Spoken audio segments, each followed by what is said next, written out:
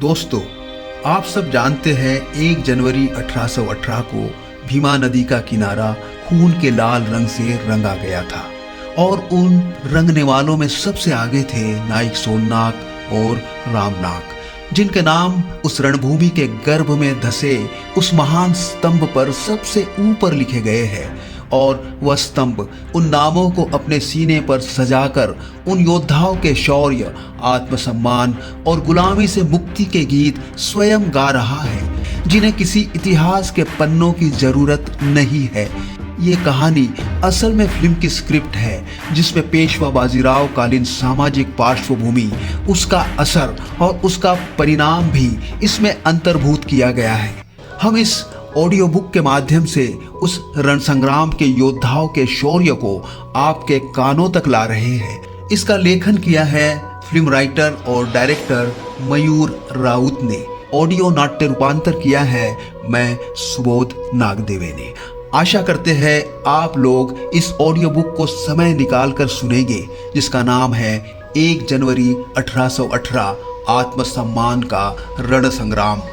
इस स्क्रिप्ट को 7 चैप्टर्स में विभाजित किया गया है और अलग अलग चैप्टर्स को आप अपने समयानुसार सुन सकते हैं।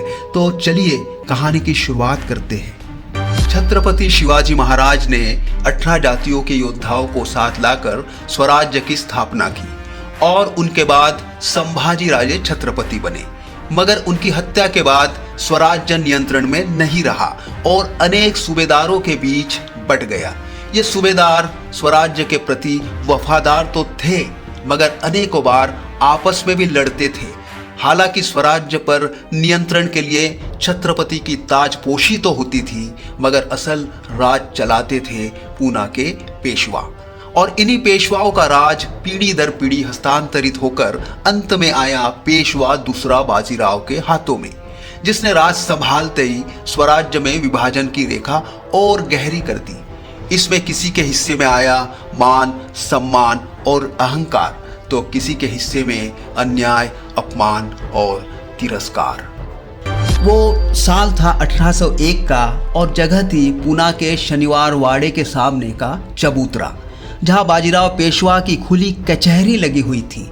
सामने बाजीराव ऊंचे आसन पर बैठा था तो उसके एक तरफ उसके सरदार बालाजी नातू, लक्ष्मण देसाई, बापू गोखले, बालाजी कुंजर, दीक्षित, मोरे, मराठे और दूसरे सरदार बैठे थे, तो दूसरी तरफ मुनीम, मुंशी और ब्राह्मण भट्टजी बैठे थे। तो एक कोने में एक पागल हाथी को मोटी जंजीर से बांध कर रखा गया था। तभी हाथ और पैरों को जंजीरों से बांधकर इंदौर के मराठा सरदार विठोजी होलकर को पेशवा के सामने लाया जाता है। सभी सरदार मुस्कुराते हुए उस मंजर को देखने में मशगूल होते हैं, मगर सरदार बालाजी नातू के चेहरे पर दुख झलकता है। इसी बीच पेशवा का वकील मुंशी गोपाल राव फरमान पढ़ने लगता है। श्रीमंत विठोजी होलकर पर लगे सारे आरोप सिद्ध हो गए हैं। इसने आपके खिलाफ दूसरे सरदारों को भड़काकर बगावत की कोशिश की है। बाजीराव विठोजी होलकर की आंखों में घूरता है और अहंकार से कहता है, गुनाह जितना बड़ा, सजा उतनी कठोर। मगर जब एकाध सरदार ही हमारे विरोध में जाता है तो उसके लिए सिर्फ एक ही सजा होती है, सजाए मौत। कुचल दो इस हरामखोर को हाथी के पैरों के नीचे। पेशवा का आदेश मिलते ही सैनिक विठोजी को खींचकर हाथी की ओर ले जाते हैं। विठोजी जमीन पर गिरकर गिड़गिड़ाता है, छोड़ दो मुझे, छोड़ दो मुझे, मैंने कुछ नहीं किया। बाजीराव जोर जोर से हंसने लगता है, मगर कुछ दूरी पर बैठा सरदार बालाजी नातू इतनी कड़ी सजा से दुखी होकर माथे पर हाथ रखता है। तभी मुंशी गोपाल राव हंसते हुए फिर सामने आता है। श्रीमंत, कुछ अछूत सैनिकों को भी सजा देनी है। बाजीराव इशारे से उन्हें सामने लाने को कहता है। तभी एक तरफ खड़ा पहरेदार पुकारा लगाता है, अछूत सैनिकों को कचहरी में पेश किया जाए। पुकारा सुनते ही पेशवा के सैनिक 3 अछूतों को रस्सियों से बांधकर घसीटते हुए वहां लाते हैं। बाजीराव हाथ उठाकर उन्हें कचहरी के बाहर ही खड़ा रहने को कहता है। इशारा समझते ही सैनिक अछूतों की रस्सियों को खींच लेते हैं। तीनों अछूत थरथराते हुए जमीन पर गिर पड़ते हैं, फिर हाथों को जोड़कर जमीन पर बैठ जाते हैं। बाजीराव ऊंचे स्वर में गोपाल राव से पूछता है, सभी अछूत है? हाँ श्रीमंत। तो ले जाओ इन्हें गुल टेकड़ी पर। बाजीराव इतना कहकर हाथ के इशारे से उनके सिर कलम का आदेश देता है तो तीनों अछूत हाथ जोड़कर रोते हुए कहते हैं, हमने कौन सा गुनाह किया है हुजूर? माफी हुजूर, माफी हुजूर। बाजीराव उनके तरफ देखे बगैर ही हाथ के इशारे से उन्हें ले जाने को कहता है। तभी सरदार बालाजी नातू आक्रोश में पेशवा के सामने आकर खड़ा हो जाता है और अछूतों की बात सुनने की गुहार लगाता है। श्रीमंत, एक बार उनका गुनाह तो सुन लीजिए। बाजीराव आंखों की पुतलियां चढ़ाकर कहता है, पंत, तुम्हारे दिल में कब से अछूतों के लिए इतना प्यार उमड़ आया है? इसमें प्यार कैसा, उनके गुनाह छोटे हैं, इसलिए विनती कर रहा हूं। अछूत है ना, बस। इतना कहकर बाजीराव सारे सरदारों की तरफ देखता है और हुक्म देता है, आदेश, इसके बाद कोई भी अछूत हमारी फौज में दिखना नहीं चाहिए। निकाल दो सभी को फौज से। सारे सरदार हाँ में सर हिलाते हैं तो बालाजी नातू दुखी मन से नीचे देखते हुए अपने आसन पर जाकर बैठ जाता है। पेशवा सैनिक तीनों जमीन पर पड़े अछूतों को खींच कर ले जाने लगते हैं। तीनों अछूत उनका विरोध करते हैं। तब कुछ सैनिक उन्हें कोड़ों से मारने लगते हैं और आखिर उन्हें वहां से ले जाते हैं। बाजीराव के साथ सभी सरदार अछूतों के साथ हो रहे इस कृत्य को किसी सर्कस का खेल समझकर हंसने लगते हैं। तभी हिजड़े के रंग रूप में एक खिदमतगार पेशवा के सामने आता है और मुजरा करता है, श्रीमंत, विश्राम बाग वाड़े में सारी सुंदरियां आ चुकी है। घट कंचुकी खेल के लिए आपका ही इंतजार हो रहा है। बाजीराव सिर हिलाकर मुस्कुराते हुए सभी सरदारों को आंख के इशारे से साथ में चलने को कहता है। सभी हंसते हुए खड़े होते हैं और वहां से विश्राम बाग वाड़े के लिए निकल जाते हैं। मगर सरदार बालाजी नातू कुछ सोचते हुए वहीं पर खड़ा रहता है।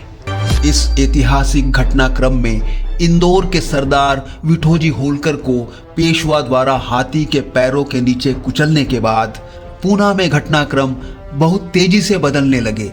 वैसे तो अंग्रेजों ने इस जमीन के अलग अलग भागों में फैले धर्म से प्रताड़ित अछूतों को पहले ही अपनी फौज में लेकर यहाँ के सारे राजा महाराजाओं, नवाबों और सुल्तानों को अपने अधीन कर लिया था।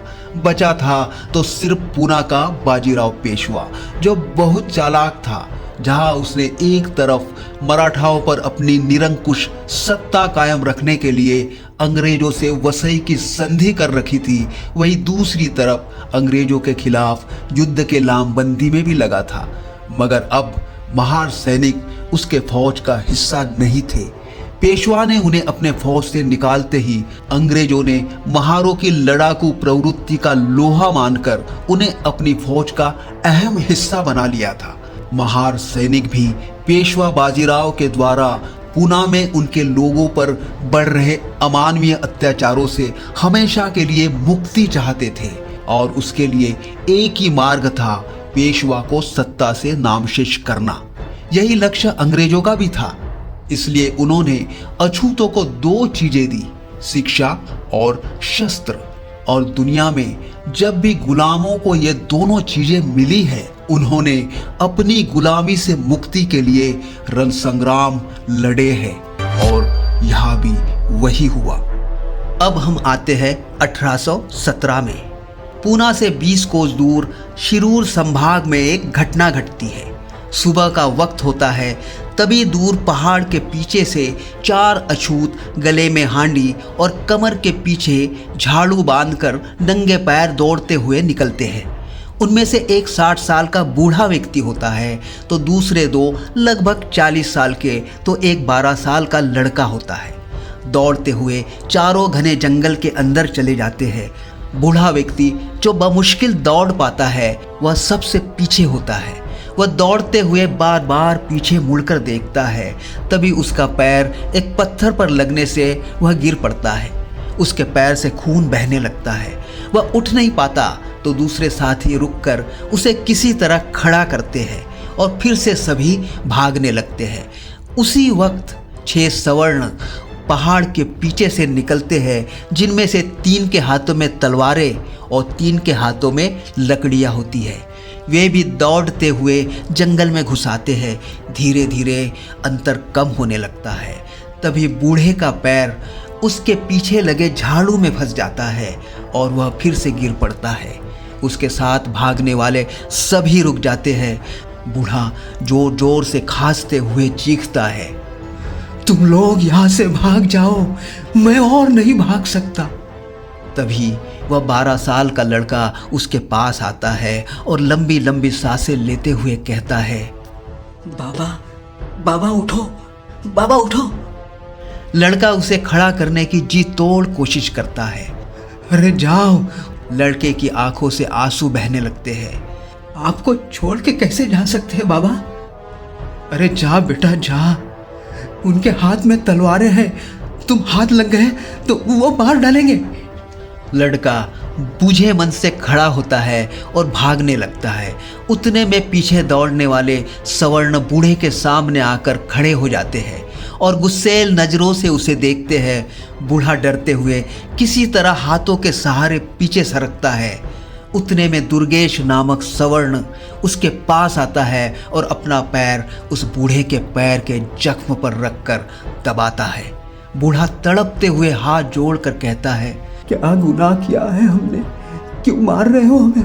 दुर्गेश और उसके साथियों के चेहरे क्रूरता से खींचने लगते हैं। बूढ़ा रोते हुए किसी तरह पीछे हटने की कोशिश करता है। तभी दुर्गेश हाथ की तलवार उठाता है और सामने घुमाता है तो बूढ़े की दर्दनाक चीख सारे जंगल में गूंजती है। डरे हुए पंछी आवाज करते हुए घोंसलों से बाहर निकलकर वहां से उड़कर दूर जाने लगते हैं। दुर्गेश तलवार ऊपर उठाता है तो ताजे खून की बूंदें टप टप नीचे गिरने लगती है। भागने वाले अछूत कुछ देर के लिए रुककर पीछे देखते हैं। उनकी आंखों में आंसू होते हैं। दुर्गेश उनकी तरफ देखकर तलवार लहराता है तो वे फिर पलटकर भागने लगते हैं। तीनों अछूत एक दूसरे को हौसला देते हुए भागकर पहाड़ के एक सिरे पर आ जाते हैं। सामने गहरी खाई होती है। तीनों रुक जाते हैं और डर के मारे कांपने लगते हैं।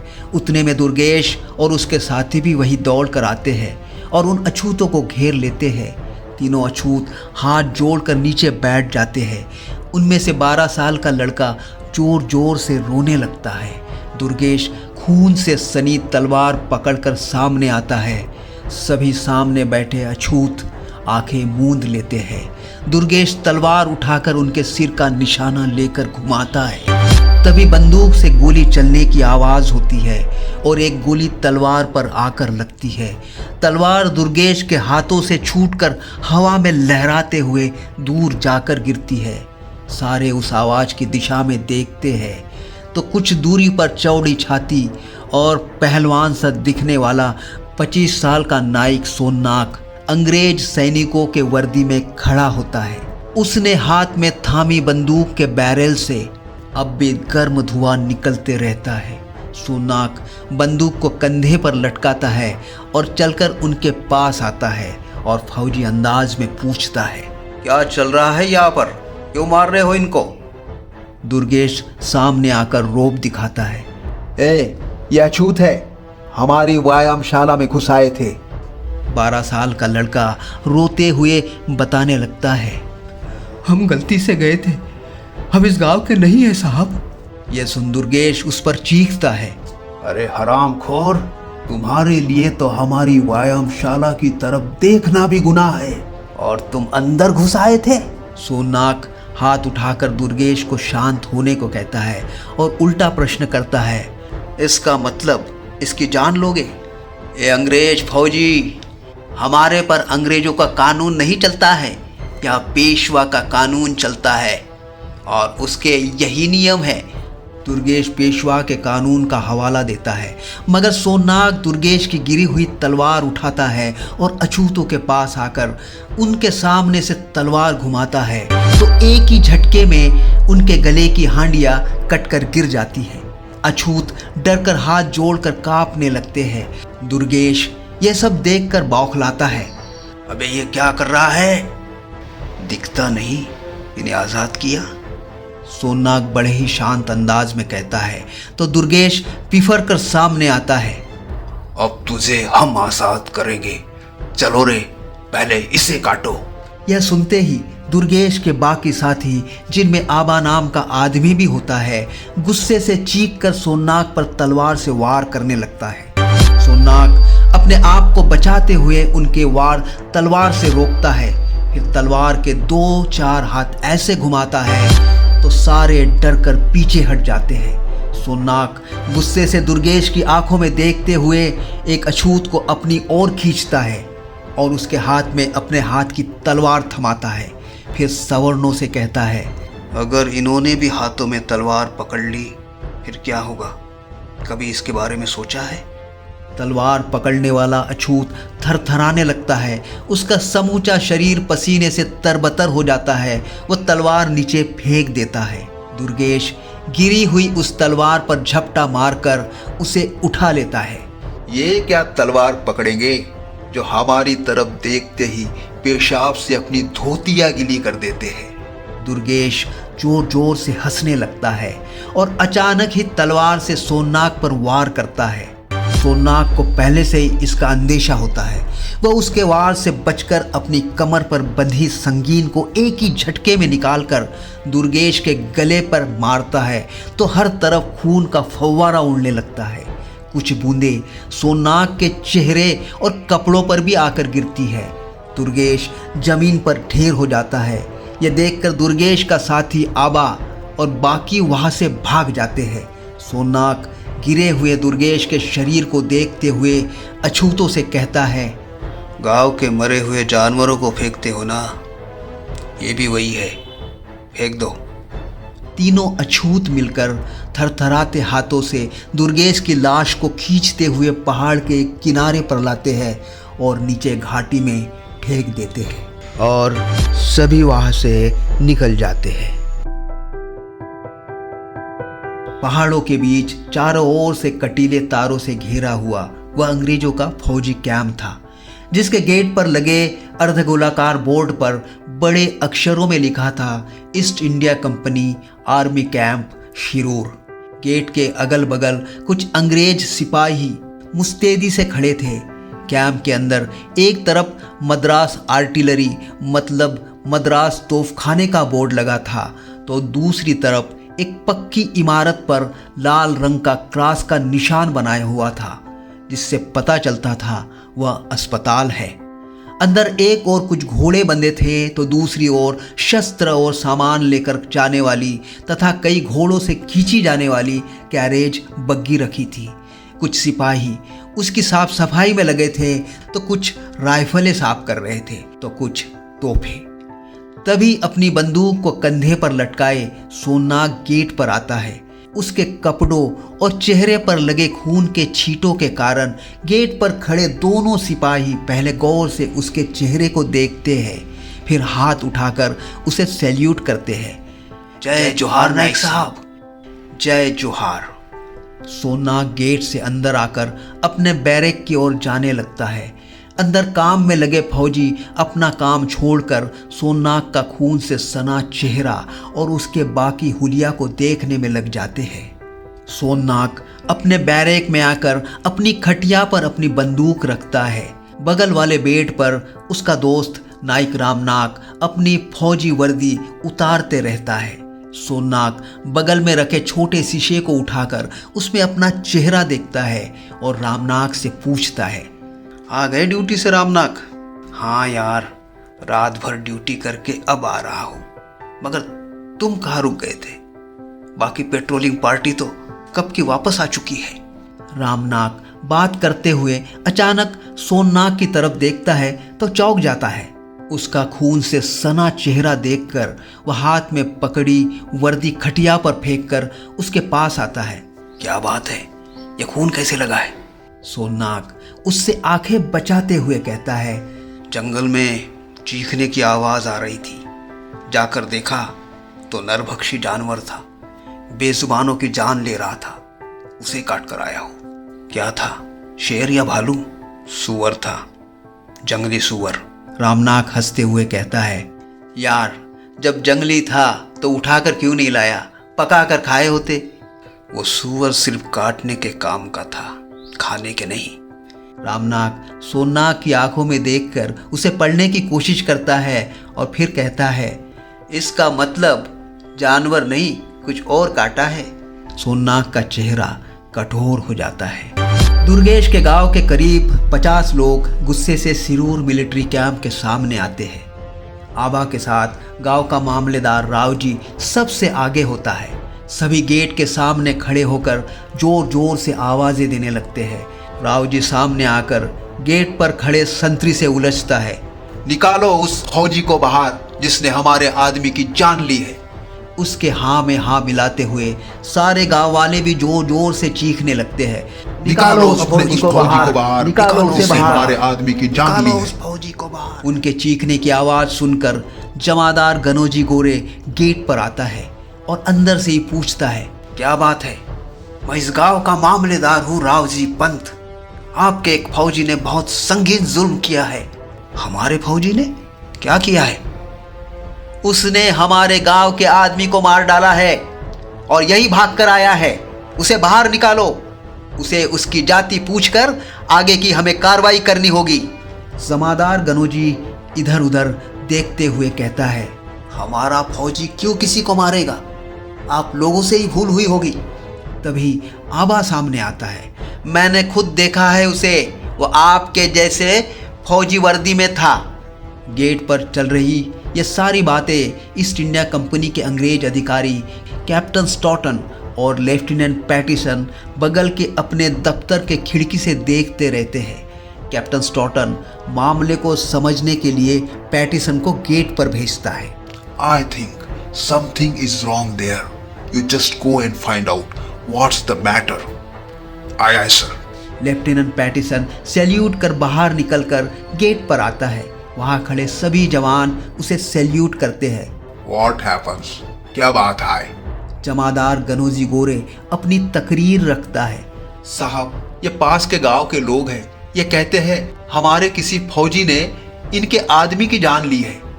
पैटिसन गांव वालों को प्यार से समझाता है। हमारा फौजी रूल से चलता है, बेकार किसी को मारता नहीं। ओके, आप लोग वापस जाओ। Go back. मामलेदार रावजी पंत नहीं मानता। ओ साहब, हमारे आदमी ने उसे देखा है, यही वाली वर्दी पहनकर था। हमारा आदमी पहचानेगा उसे। ओ आई सी। कौन उसे पहचानता है? आबा सामने आकर अपना सिर हिलाता है। मैं उसे पहचानता हूँ। ओके, अगर आपका दावा बराबर निकला तो हम उसे कड़ी सजा देगा। इतना कहकर पैटिसन जमादार गोरे की तरफ मुखातिब होता है। जमादार, पता लगाओ अभी कोई जवान बाहर से आया है? गनोजी गोरे गेट के दोनों जवानों की तरफ देखता है। दोनों जवान पहले एक दूसरे को देखते हैं, फिर ना में सर हिलाते हैं। साहब, हमारे जवान कैंप के बाहर पेट्रोलिंग को गए थे, मगर वो सभी तो पहले ही वापस आ गए हैं। एनीहाउ, इस आदमी के लिए पहचान परेड करवाओ। Call everybody out. पैटिसन इतना कहकर वहां से चला जाता है। पहचान परेड सुनकर गेट के दोनों जवान चोरी पकड़ने के डर से थूक गटकते हैं, तो सारे गांव वाले सिर हिलाकर खुशी जाहिर करते हैं।